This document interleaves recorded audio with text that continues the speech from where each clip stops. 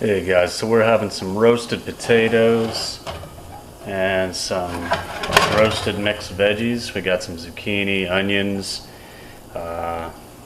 peppers and mushroom, just a whole bunch of stuff. We're gonna have that and some corn on the cob. Last time we had this, even though it's like fresh local corn, I don't know, it just didn't turn out that well, but I think it's because I overcooked it. Corn is, let me get a light turned on here. Yeah, like corn's definitely one of the most GMO, most often GMO crops. Corn and soy pretty much. So I think that most corn that I'm used to eating or used to cooking kind of has that nice like juicy crunch, and you have to cook it a little bit longer, like boil it a little bit longer. And this local stuff, I didn't realize it at the time, but it's actually so fresh that you can pretty much just eat it raw. And so you don't have to cook it nearly as long, otherwise it will get a little bit mushy. So yeah, so we're gonna try it again. And I did just take it out of the husk and take a bite off of it, and yeah, you can eat it raw. Like it's actually amazing as it is, but I think just having it like flashing it in some boiling water for like even a minute or two is just gonna help like heat it up and really just add a little bit of juiciness to it. So obviously that's gonna be good, but yeah, looking forward to it. Jamie will be home in about 25-30 minutes probably from work. And in the meantime, I've just been watching some YouTube videos and listening to some music a little bit. And my parents got back from their trip today. They just got back a couple of hours ago.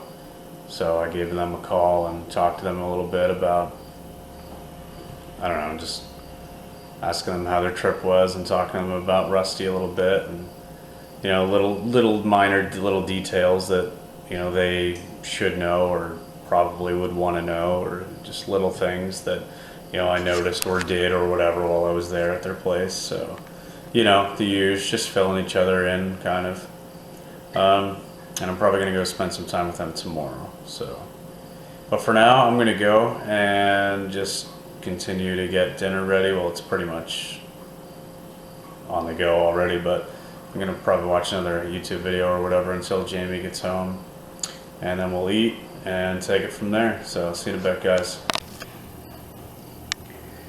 So Jamie got home and I'm just finishing up making some dinner, and Marley's just up on the ledge looking all cute, so I thought I'd give you guys a little bit of cat spam. Hey Marley. Hi. What's happening? Ah, so cute. Yeah, so I was reminded of I just remembered a conversation I had today. Hey, get off the table. Come on. I have a family member who has been recently posting a lot of stuff about like health and food in particular and things like that. And I mean, I don't want to be super mean, but I can't not comment. But there was an article that they had posted today, and I mean, it wasn't very well written for one. So I mean, it was very misleading by the title, but then also, the way that it started.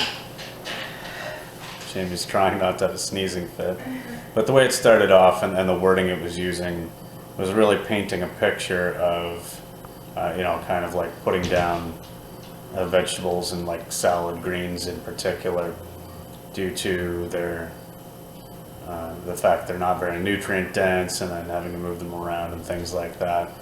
Now later on at the very end of the article, which I didn't bother to get to the first time because it was pissing me off, it did mention that it wasn't really talking about things like spinach and darker greens that obviously are great sources of calcium and stuff. But it was just another one of those things that, like,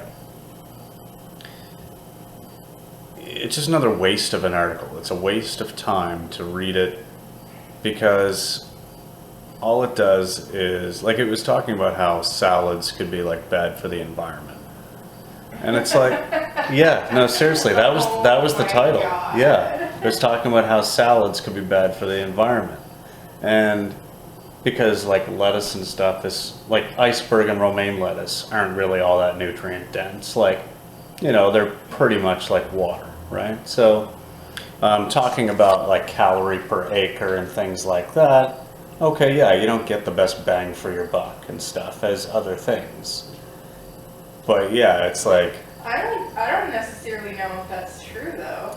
well, no, but even if it were true, like, Yeah. for iceberg lettuce and romaine lettuce, you know, there are better foods that you could have for like nutrient density and stuff like that, that would be better, you know, that are better to like ship around and stuff like that. So in a matter of like actually transporting them and stuff, this was the argument that they were making, that transporting a food that doesn't actually do a whole lot is bad for the environment. Well, Yeah, transporting meat. no, I know. But that's the thing, like, it failed to address the real issues, like the bigger issues. It's kind of like the page in Inconvenient Truth that I talked about so much there last week and made a video and posted to their page. It's like, okay, there is validity in some of the things that you say, but you're like, you know, you're way down at the lower end of the scale. You're like at the bottom of the totem pole. It's like, why don't you come up here and deal with the actual issues and, you know, actually pay attention?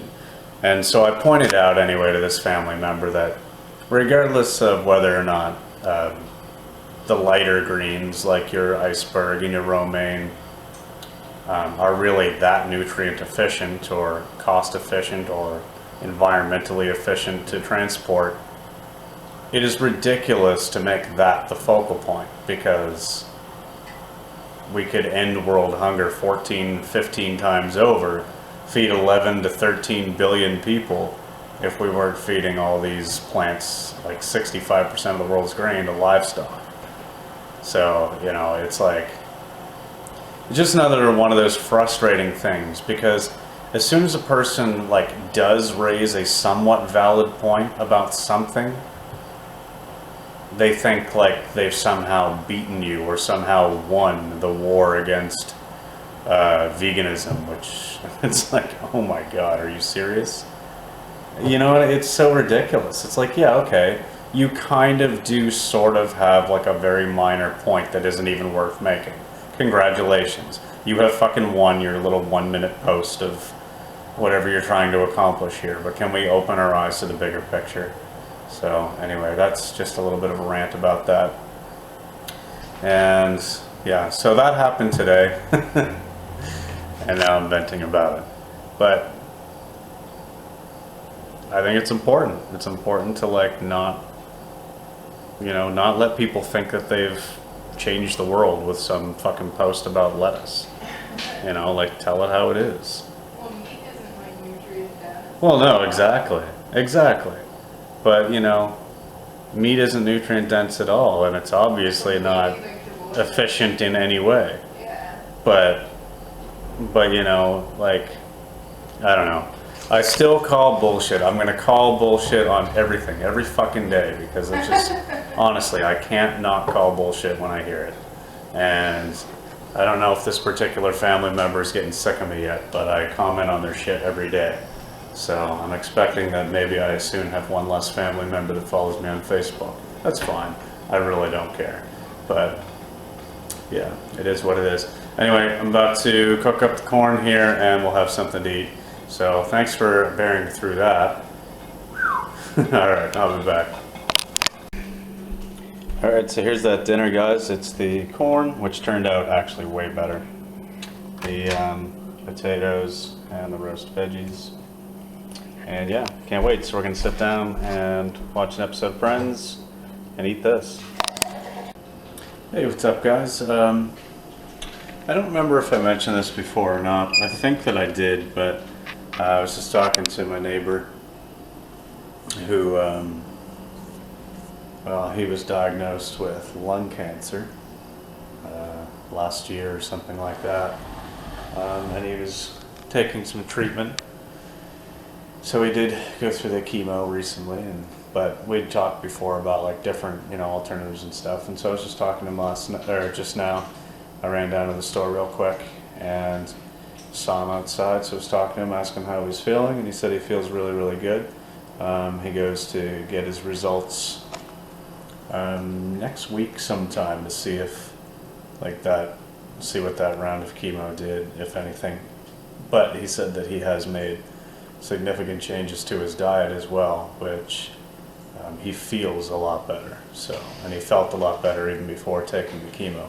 He put it off for a really long time because he didn't want to do it, but he hadn't been feeling the greatest. And I mean, obviously, he knew that he had cancer, and he wasn't feeling great. But then, about within 3 to like 6 months, basically this year, from the spring on, he really took things into his own control a little bit as well, and started eating a lot healthier, taking care of himself a lot more.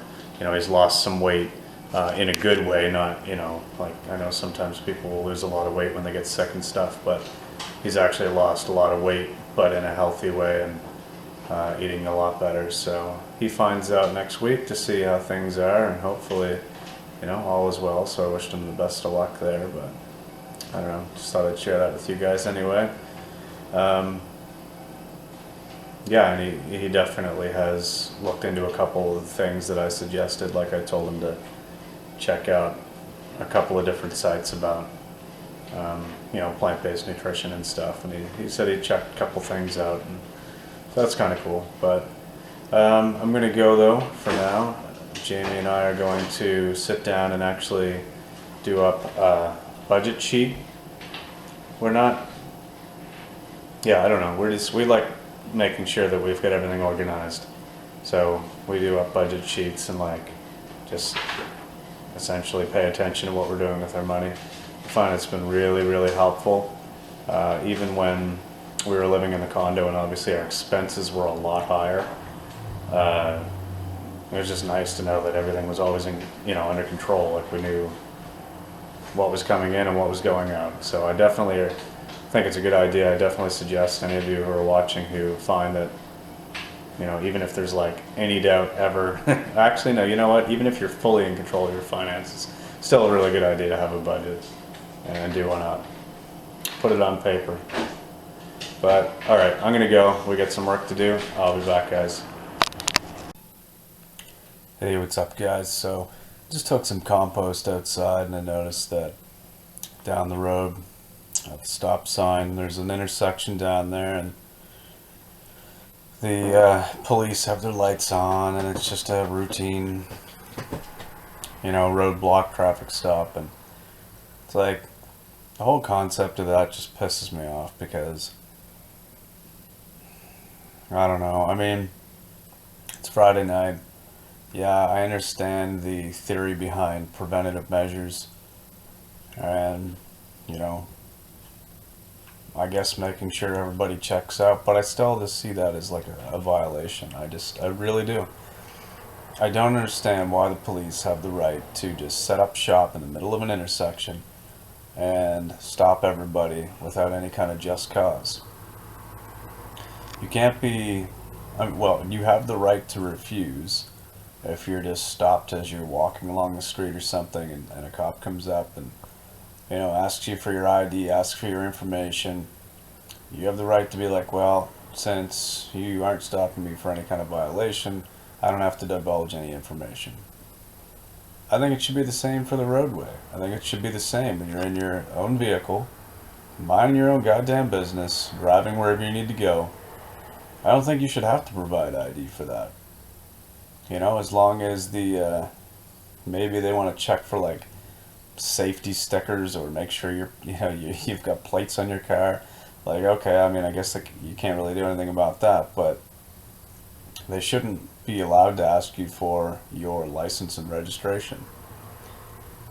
That would be the same as walking along the sidewalk and being pulled over by a cop and asked for your ID. Like, you're not doing anything wrong. Shouldn't have to do anything. Shouldn't have to prove who you are and what you're doing. I just think it's bullshit. There's no need of it.